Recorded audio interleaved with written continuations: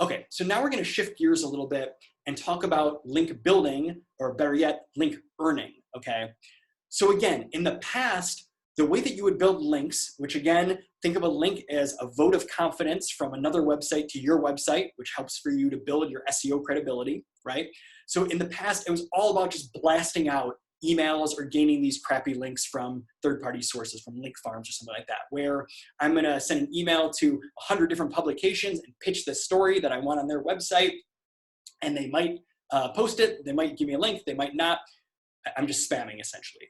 Now it's much more about proactivity and building relationships with publishers. It's not about spamming via email. It's about actually building relationships with third-party publishers, webmasters, journalists in your space to actually gain those links back to your website, okay? Now, there are different types of links, okay? And keep in mind that link earning is not easy. It's actually super hard. It's one of the hardest elements of search engine optimization, right? It's not terribly difficult if you're fairly tech savvy to go into the back end of your website and start optimizing your website for different keywords. It is much harder to get another third party to talk them into linking back to your website. Sometimes it requires a budget. You know, some people pay for links. There are links out there that you can purchase that are somewhat white hat.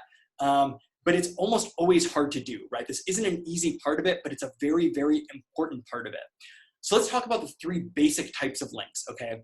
So there's natural or editorial links, right? Where basically I released a blog post or a piece of content on my site, a statistic or something, or a quote from a thought leader at my company, and then this other publication is writing something about this, this topic. They find my site and they link back to it, okay? These are great when they happen, but they are few and far between. Don't expect that you're just gonna release a bunch of blog posts and get all these links to accrue organically. It just does not work that way, okay?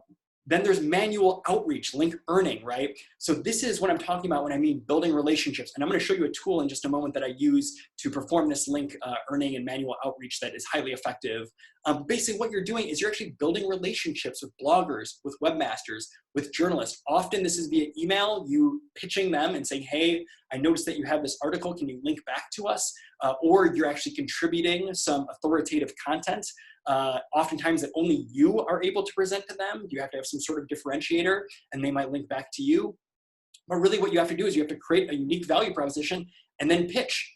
A lot of what companies are doing nowadays that's working pretty well is build something or do independent research. Meaning if I'm looking to get a link from a blog that covers financial services, okay? And I create some sort of widget that lives on my website that's a brand new way to track stock prices or something like that, but it doesn't exist anywhere else on the web, that's a great intro to pitch that journalist and say, hey, look, I built this thing, nobody else has it, can you talk about it? Or you could even go to their website and say, okay, they have these blog posts about different types of stock tickers, I'm gonna present mine. They're already interested in publishing this type of information. What can I provide to them that's going to create value and actually earn that link back from their website to my website?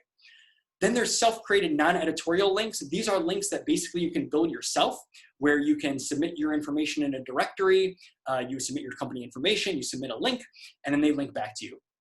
Usually for a lot of these directories, it's what's called a no-follow link, meaning that they're not actually transferring SEO value from their website to your website or providing SEO value from their website to your website, but it still can help to get referral traffic. And in aggregate, if you have hundreds of these, that can be a ranking factor, that can be an authority factor with Google, and sometimes you will get a boost in your domain authority, which we'll talk about in a moment, and you may actually gain some organic traffic or some rankings from that, but don't rely on these. You can't just rely on directory listings and links that you can build yourself, because most companies are doing that, right? So the quality of a link matters a lot, okay?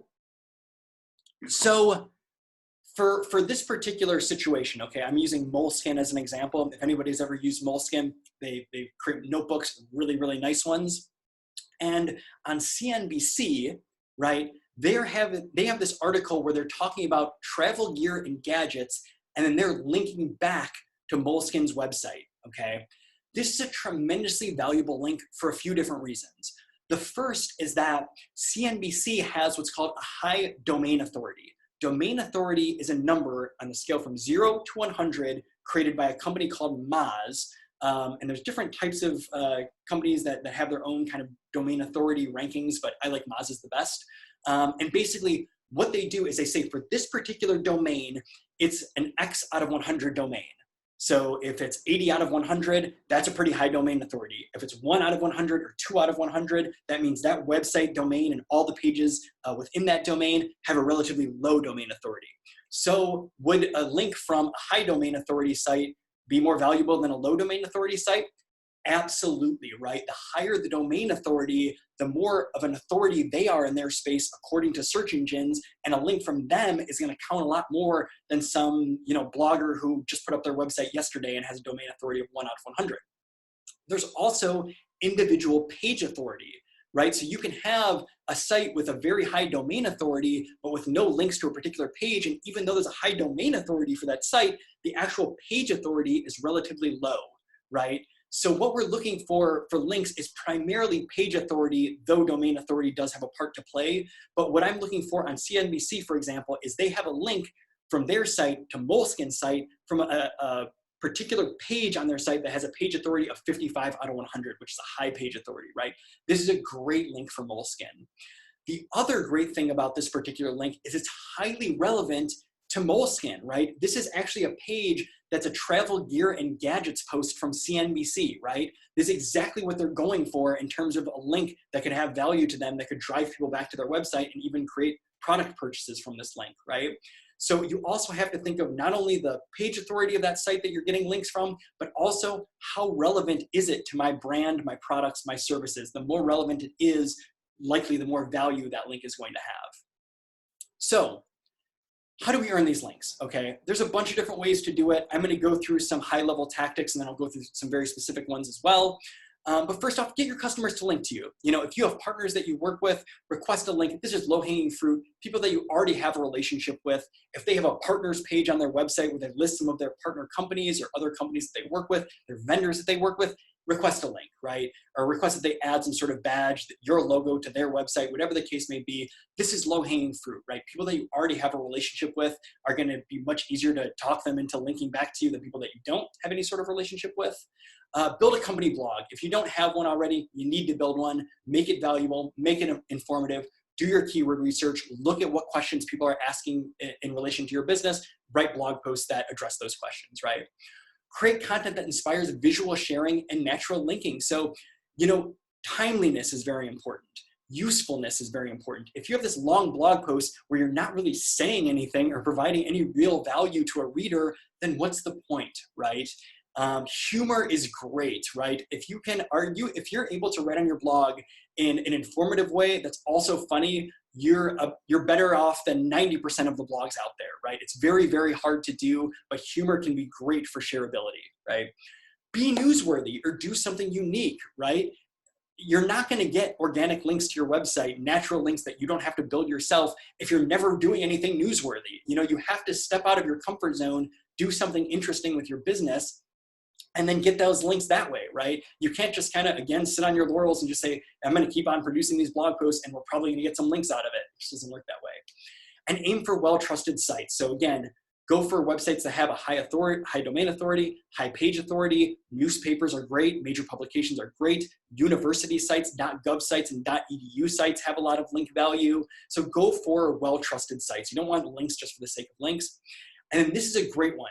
And this is kind of a low-hanging fruit strategy, unlinked brand mentions. Okay, so basically what this is you set up through Google Alerts, and I recommend you do this today, go to Google Alerts and set up an alert for your brand name. So I have one set for Ice Night Online, for example. Anytime my company brand name shows up on a web page or a news article or a publication of some sort, I'm gonna get an alert and it's gonna say, hey, this company is talking about you right now.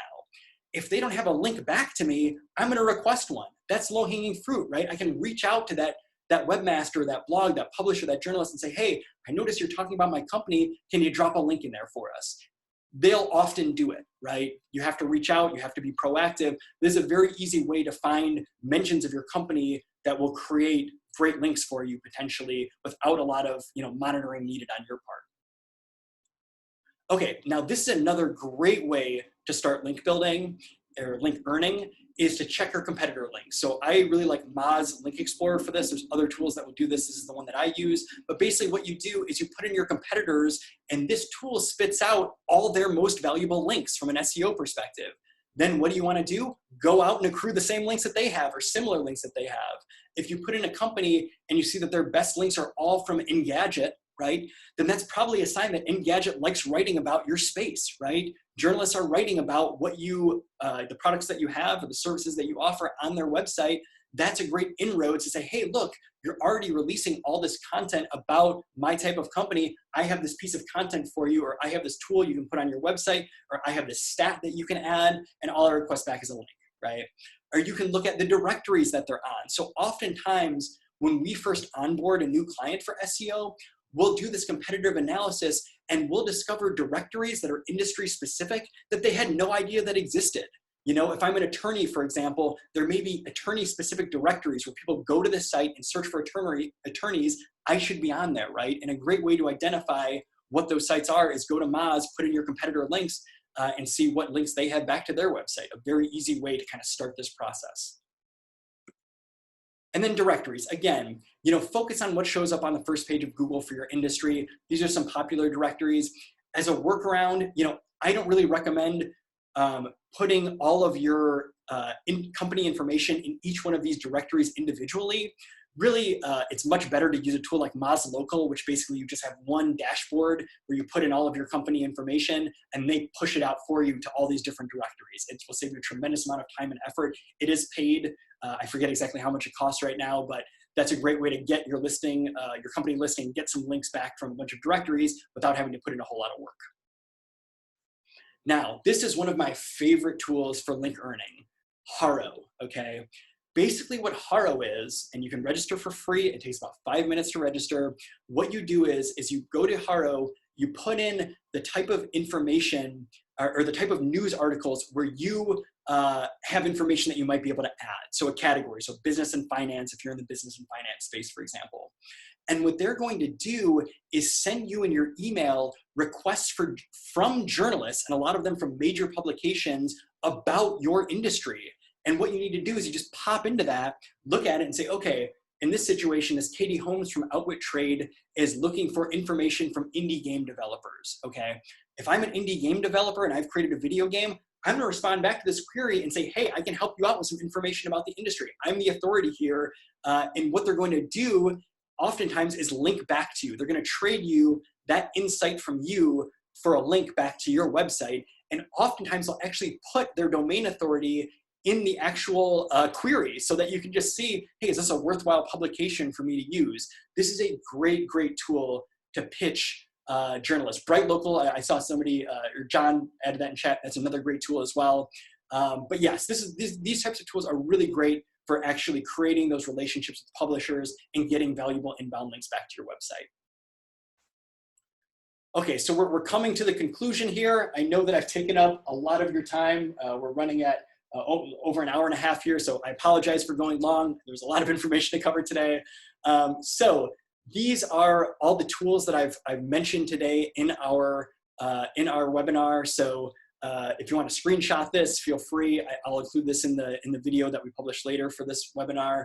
But here's just a quick punch list of all the tools that I've mentioned and what they're good for. Again, if you like this presentation, want to learn more about digital marketing, please check out my book, Digital Marketers Sound Off. I would also love for you to connect with me on LinkedIn. Check out the iStown Online website, obviously, if you're looking for digital marketing services. Follow me on Twitter. I promise I will follow back. And let's communicate via social media. Again, if you have any questions that we weren't able to address on this webinar, feel free to share them on Twitter or LinkedIn with hashtag #digitalwithmatt, and I will try to get to them as quick as I can. It is my birthday today, so I'm going to be kind of in and out of checking social media, but I will try to get to them as quickly as I can. And thank you, everyone, for attending this webinar. I really appreciate everybody's time. If you want to stick around for a Q&A, feel free. If you have to go, I get it. But again, thank you, everyone, for attending today.